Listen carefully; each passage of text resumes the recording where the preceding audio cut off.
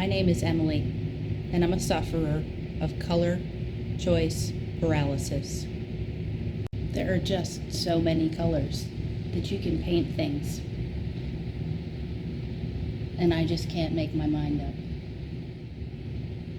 Let me show you how it all began.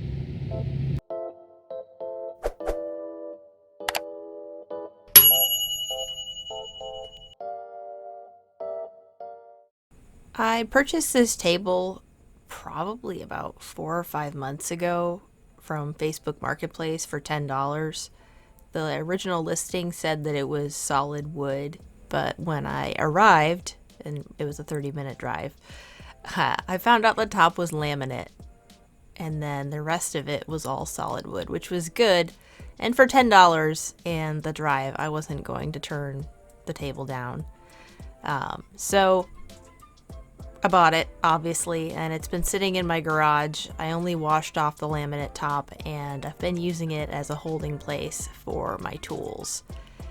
It was dirty before I brought it in, and it proceeded to have a bunch of sawdust and sanding dust stick to it from just being in my garage. In addition to being disgustingly dirty, the little feet were missing, and the chair cushions needed to be reupholstered. But overall, it's a pretty good deal for $10. Before I started the nasty process of cleaning things up, I needed to take off the furniture slides that were still attached.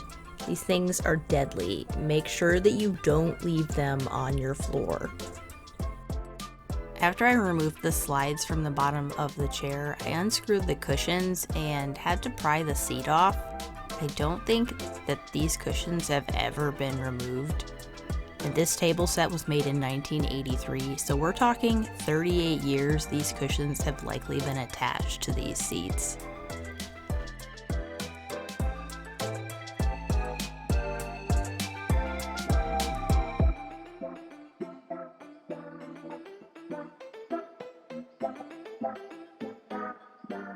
I think it's safe to say that this table set needed a serious deep clean. I grabbed my crud cutter, I sprayed everything down, and I used that little scrub brush to scrub all of the surfaces of this table, because it definitely needed it. I ended up having to use the hose to rinse everything off. After the table dried off, I ended up grabbing my wire brush to clean up the gears inside of the table. It's a really neat system for this table. It was definitely well made, but over the 38 years it had acquired some rust and the gears weren't working as smoothly as they should be. So this wire brush will knock off some of that rust that had built up on the gears. And then once that's done, I'm going to grab my vacuum cleaner and suck up all the nasties that landed inside of the slide.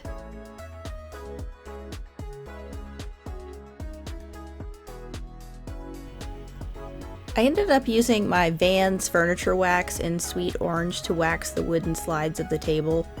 I normally use these on wooden drawer sliders to help them glide better, and it works really great. And then once I applied it to the joints, I ended up moving the table back and forth quite a few times to make sure that the wax worked its way through the slides. And as you can see, as I'm doing it, it gets easier and easier.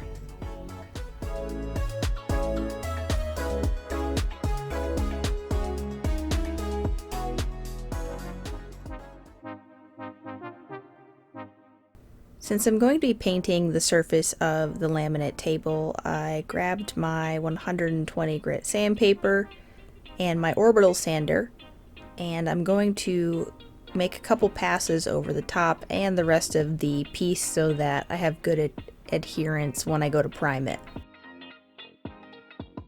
Laminate tops like this should absolutely be scuff sanded before you try to apply any kind of paint to the surface.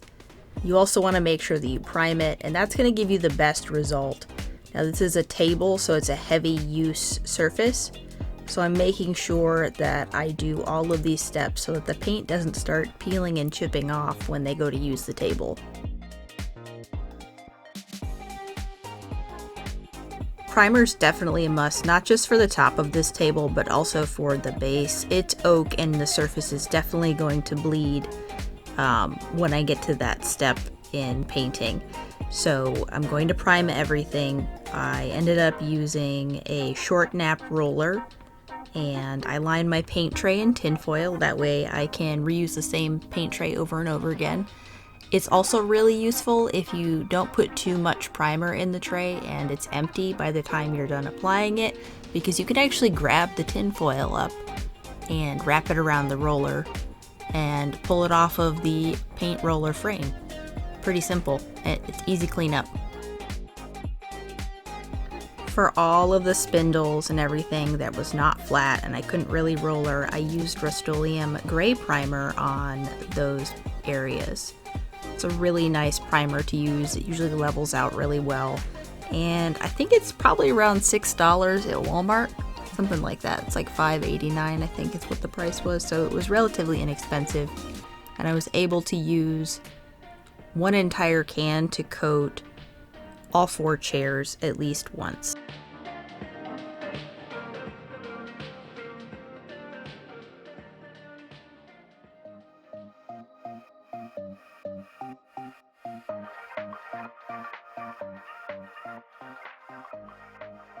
Alright, so here's the point where things go a bit south for me.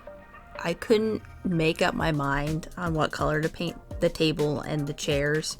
I ended up starting with this grand vision in my head, and then I suddenly decided I wanted to paint the base blue. Then changed my mind.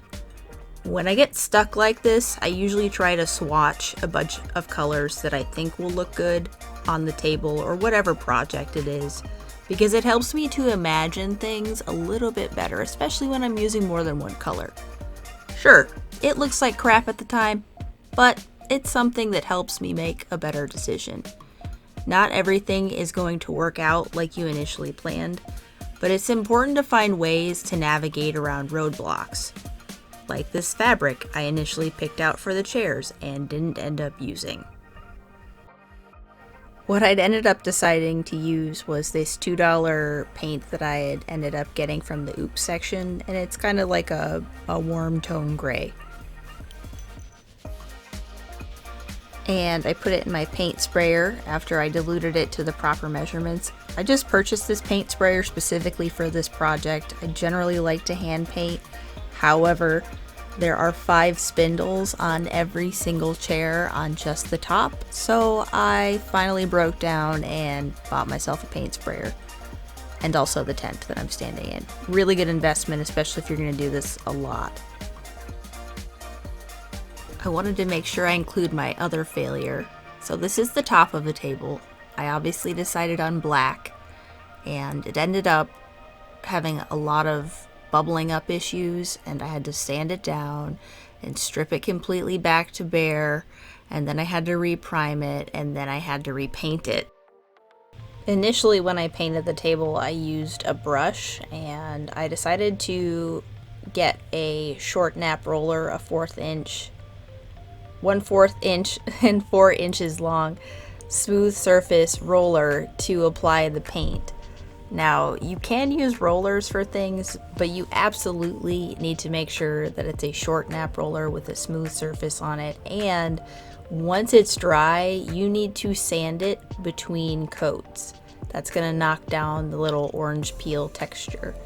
Now, because this was a laminate top before, I wasn't really that concerned for a little bit of that texture being on this table. I didn't want an exactly smooth surface anyways, and this looks a lot better and turned out a lot better than having a bunch of brush strokes on the table itself.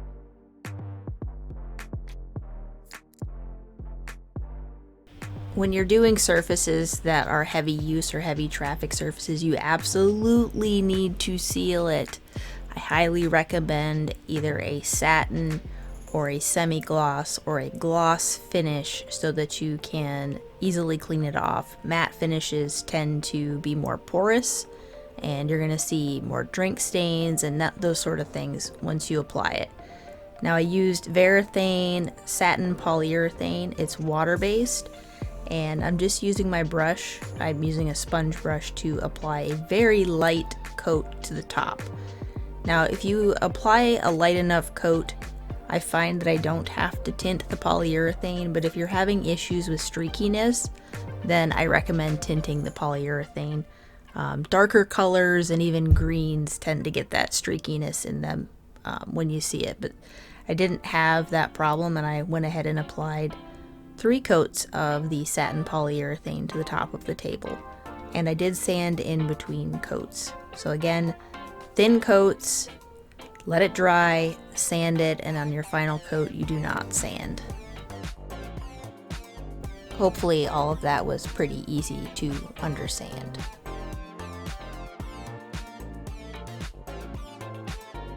I'm sure you were thinking, oh look, we're almost done. Ha ha ha, not. If these were wooden bench chairs, we'd be done, but we gotta reupholster these cushions. I'm gonna keep the original cushion cover on them. They're cracked, but they're still intact.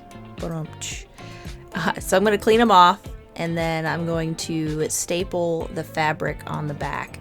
I ended up only having to buy about 2 yards, and I actually went into the clearance section at Joann's and got a really good deal on fabric and ended up getting, I think it was almost 3 yards for right around $15, which is insane. But basically what you're going to want to do is you put the fabric down, rough cut the fabric around the cushion, and then pull the cushion tight and staple it down. Around the corners, I tend to fold them over and then cut off any excess fabric as I'm moving around. That way I don't have any weird like clumps under the seat, and the seat sits evenly on the chair base. And then that's basically it. Pretty simple, right? It's simple, but it's kind of tedious, and there's a lot of stapling, which can be fun. Took around 20 minutes per cushion, but like I said, it wasn't a bad process, and you get to see the awesome cushion look basically brand new again. It's pretty neat. So let's take a look at the before. We've got our dirty chair and table set, and this is what it looks like after. Let me know what you think in the comments on the colors that I picked. I tried to stick with the neutral palette so that I could get this set to sell relatively quickly, because it does take up a lot of space in my garage, and the sooner I sell it, the more space I have to work on other projects. As always, if you've made it this far in the video, thank you for watching, and if you could click that subscribe button and boop the like button for me, I would greatly appreciate it. And I hope you have an awesome rest of your day.